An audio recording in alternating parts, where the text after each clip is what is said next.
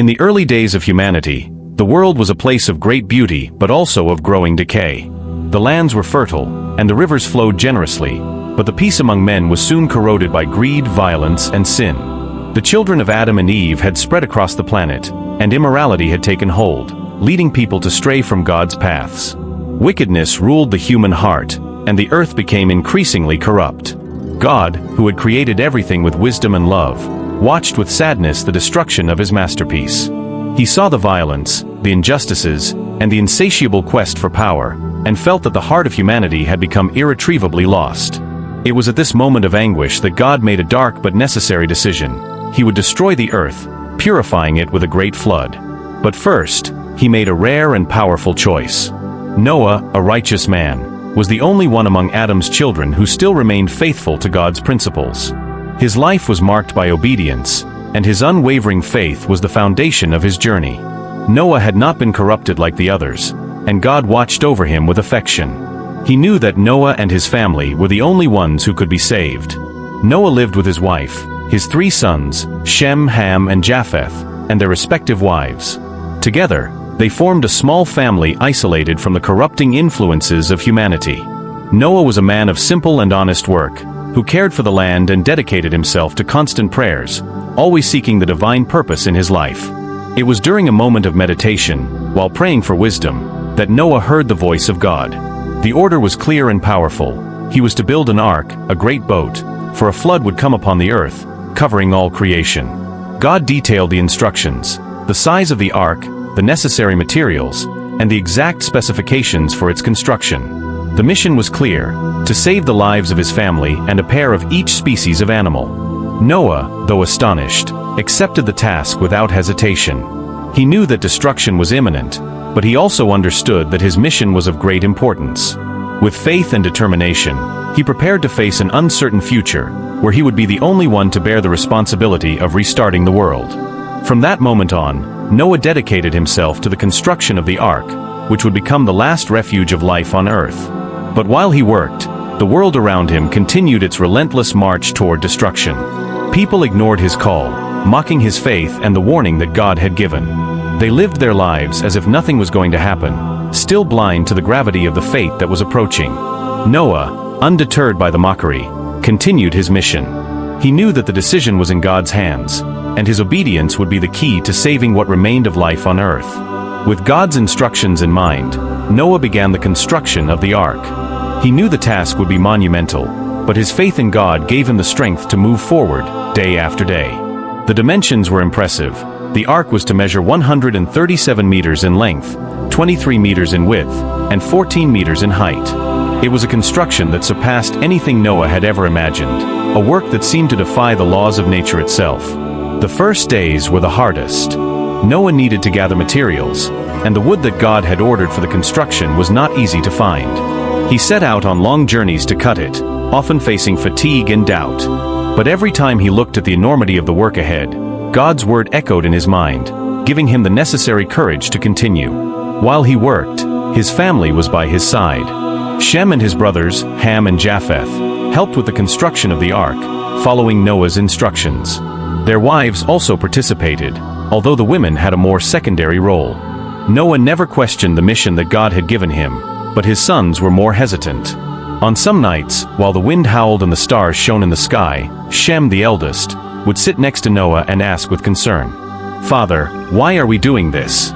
People mock us, and what you say about this flood seems so impossible. Why don't we just continue our lives like everyone else?" Noah looked at him with patience and replied calmly, "Shem, the Lord has a plan. We must trust him, even when we do not understand everything. Destruction will come, and God has given us the responsibility to save what remains of creation. The ark is our hope, and our obedience is what will save us." Despite his father's explanation, Shem still felt a knot in his stomach. How could it be possible for the entire world to be destroyed in such a manner? But he knew that Noah's faith was unwavering, and that somehow this gigantic work was more than justified. As the days passed and the construction took shape, Noah faced the disbelieving gaze and mockery of those around him. Some passed by the immense work and laughed, pointing their fingers at Noah. "Look, the madman who builds a boat in the middle of dry land must be out of his mind." they said with sarcastic laughter. Noah, however, ignored them. There was no time for empty words, and the mission was far beyond criticism. In his mind, the only voice that mattered was God's. And somehow, the mockery became just a reminder that he was on the right path. Those who mocked did not understand what was about to happen, and Noah knew that only obedience could save his family and the species he would shelter. The days turned into weeks, and the weeks into months. The construction of the ark continued its course, with Noah and his family working tirelessly. There were moments when fatigue almost consumed them, but the sight of the giant boat beginning to take shape gave them the encouragement to keep going. Finally, the structure was almost complete. The great ark stood, like a monument to obedience and faith. People continued to mock, but Noah no longer cared about them. He knew that time was running out, and the only thing left was to wait for God's call to board the ark. When the final adjustments were made and the doors of the ark were finally installed, Noah felt a mix of relief and apprehension. He knew that this would be the last moment of preparation before the great event. God's word still echoed in his mind, giving him the courage to face what was to come. The flood was about to begin. The following days were of great expectation for Noah and his family. The ark was ready, but one crucial detail was still missing: the animals. Once again, God spoke to Noah, instructing him to gather the creatures of all species to be saved. He was to take a pair of each animal, male and female, to ensure that life would continue after the flood. In addition, he was to shelter the birds, reptiles, mammals, and insects, with enough space for all within the immense vessel. The task seemed impossible, but Noah did not question it.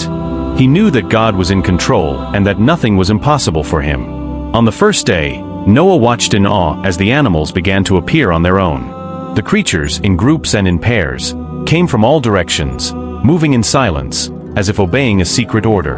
It was as if nature itself was responding to the divine call. Noah and his sons were amazed to see so many animals gathered, large and small, wild and domesticated.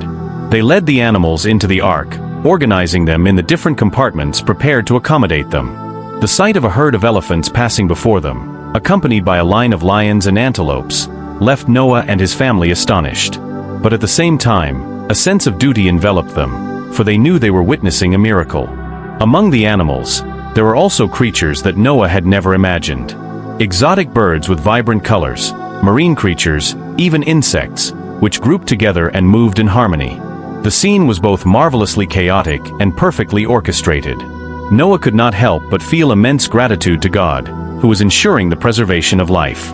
With all the animals on board, Noah felt the weight of responsibility on his shoulders. He knew that, by completing this task, the last step of the mission was approaching, entering the ark and the flood.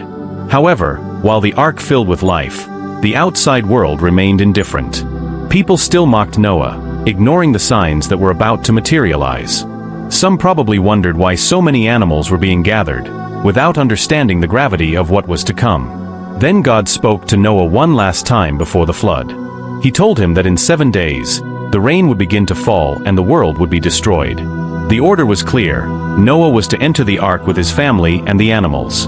The moment was approaching, and there was no more time for doubts or hesitations. Noah took one last look at the world he was leaving behind. The sun still shone, but the future seemed bleak. He entered the ark with his wife, sons, and daughters-in-law, and when the last door was closed, a profound silence fell over the place. The wind, which had previously blown with force, ceased. The world seemed to be preparing for the great event. Noah took a deep breath, and a sense of peace enveloped him. He had done his part. Now, it was time to wait for what was to come. The silence inside the ark was profound. Noah, his family, and the animals were finally inside the safe refuge, but the outside world seemed suspended in tense expectation. The door of the ark was carefully closed, and a sense of inevitability spread among all on board. Outside the ark, the sky was clear and serene, and the sun shone intensely, as if nothing was about to happen.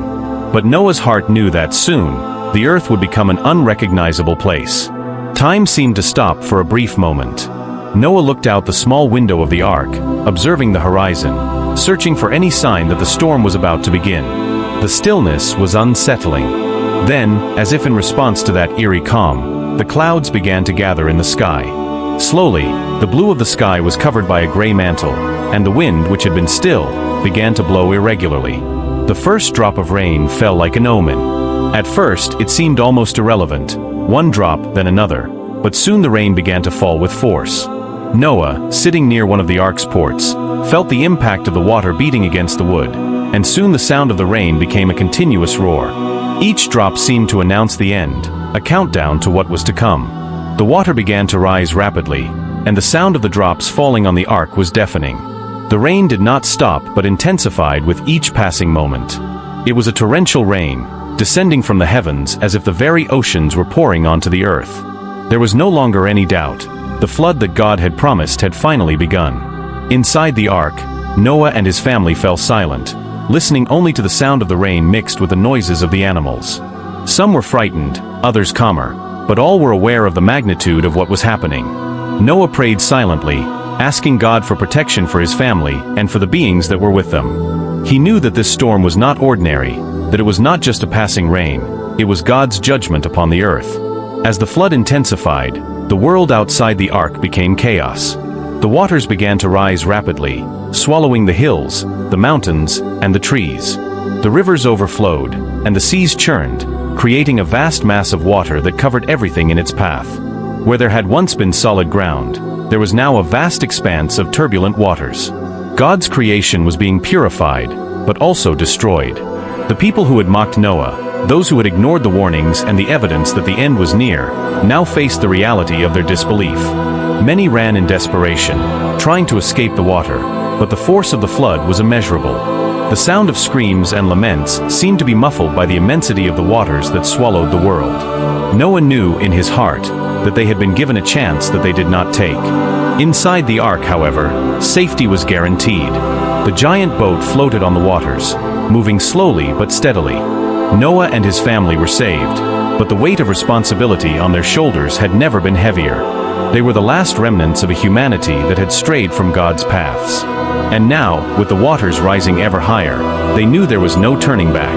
The flood continued, and the ark drifted through the turbulent waters as the world outside disappeared beneath the fury of the storm.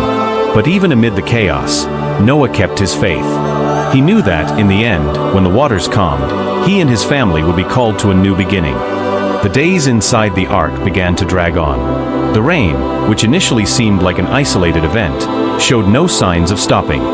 Noah and his family were in complete isolation, floating in a submerged world, with no knowledge of what was happening beyond the ark's walls. The sound of the storm was incessant, the noise of the rain beating against the wood, the creaking of the ark structure, and the roar of the relentless waters around them. It was as if the ark were the last bubble of survival in a vast and merciless sea. Each day seemed the same as the one before, and time became an abstraction. Noah, his wife, his sons, and his daughters-in-law tried to maintain some routine to pass the time. They cared for the animals, fed themselves, prayed, and above all, waited. But waiting was a daunting task. The emptiness of the vast expanse of water, with no horizon in sight, made everything seem distant and unrecognizable. Doubt began to creep into the minds of some, especially Noah's sons. "Father, how much longer will we stay here?" Shem asked one silent afternoon. He was sitting near a window, looking at the endless waters outside, with nothing but sky and more water. The feeling of helplessness seemed to overwhelm him. Will this ever end? Noah looked at him with a grave but serene expression. "The Lord knows the right time, Shem. We have done our part, now it is time to trust. God brought us this far, and he will lead us to a new beginning." Despite Noah's reassuring words, Shem could not help but feel a heaviness in his heart. Ham, Noah's second son, also grew increasingly restless. He spent hours observing the vast expanse of water, always in silence, his eyes thoughtful. His mind, once filled with plans and dreams, was now filled with uncertainties. He looked at the others, seeking answers, but no one had any. It was Japheth's wife, however, who most openly expressed her concern. She spent long periods in prayer, seeking strength in her faith, but the loneliness of the ark made her question. What if God has forgotten us? What if there is no new beginning, as Noah says? What will become of us all? Noah, as always, tried to be the pillar of his family, attempting to maintain calm and confidence in God, but even he, at times, felt the weight of the situation. It was difficult, even for a man of faith, to endure the void of the storm. The only thing that remained was the hope that God would fulfill his promise. At times, Noah found some solace in his daily work, caring for the animals and ensuring that everything inside the ark was in order.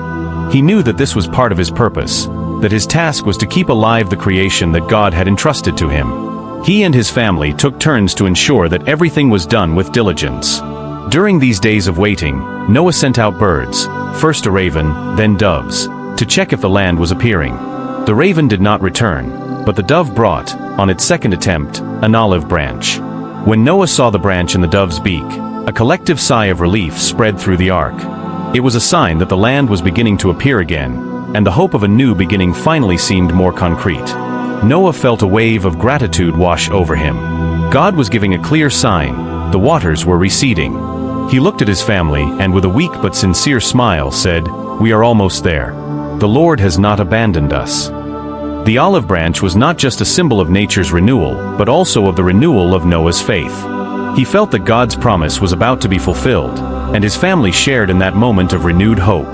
The ark still floated on the waters, but now it seemed a little closer to a new dawn. Time on the ark seemed to have distorted, but finally, the waters began to recede. The sky, which had been dark and cloudy, now began to clear. The storm, which had lasted for weeks, finally showed signs of ending. The sound of the rain ceased, and tranquility began to take the place of chaos. The waters, which had covered all the earth, now diminished slowly, revealing gradually the dry land. Noah was at the window of the ark, observing the scene around him. The vast expanse of water still dominated the landscape, but the mountains and hills, which had been submerged, now began to appear in the distance. It was as if the world were being reborn before his eyes, as if God's creation were reorganizing itself, ready to start anew. With the certainty that the end of the flood was near, Noah decided to open the doors of the ark. He had given enough time for the water to subside, and God had given the sign that the land was once again fit to receive life. But before leaving the ark, Noah did what he always did in moments of great importance. He prayed. In silence, he thanked God for keeping them safe, for fulfilling his promise, and for offering them the chance to start again. "Thank you, Lord, for your mercy. May the earth be blessed once more, and may we walk in your ways, as we have done thus far," Noah murmured with a heart full of gratitude. The ark was now positioned atop a mountain, and Noah, after his prayer, opened the door. The fresh, clean air invaded the vessel, and the animals began to stir, sensing the solid ground beneath their feet for the first time in months. Noah and his family were about to take their first steps in the new world, but before that, it was necessary to understand the importance of what had happened. Then God spoke to Noah once more. The promise that God had made to Noah before the flood was now being fulfilled. "Be fruitful and multiply, and fill the earth," said God. "Behold, I establish my covenant with you and your offspring after you, and with every living creature that is with you, the birds, the livestock, and every beast of the earth with you, as many as came out of the ark, it is for every beast of the earth. I establish my covenant with you, that never again shall all flesh be cut off by the waters of the flood, and never again shall there be a flood to destroy the earth." And God said, "This is the sign of the covenant that I make between me and you and every living creature that is with you, for all future generations. I have set my bow in the cloud, and it shall be a sign of the covenant between me and the earth. When I bring clouds over the earth and the bow is seen in the clouds, I will remember my covenant that is between me and you and every living creature of all flesh. And the waters shall never again become a flood to destroy all flesh." Noah listened to these words with reverence and joy. The rainbow, as a symbol of the covenant, would be an eternal reminder that God was faithful to his word. God's words filled Noah with a new sense of mission and hope. He knew that, with God's protection, he and his family would have the opportunity to rebuild the earth, initiating a new generation, free from the corruptions of the past.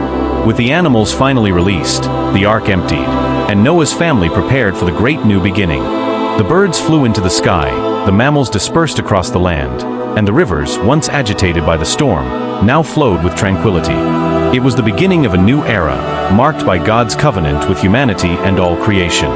With the rainbow shining in the sky, as a promise that the earth would never again face such a devastating destruction, Noah and his family took their first steps out of the ark, feeling the solid ground beneath their feet and renewed hope in their hearts. The sky, now clear, radiated a soft light over the earth, and the rainbow stretching across the horizon was a clear symbol of God's promise.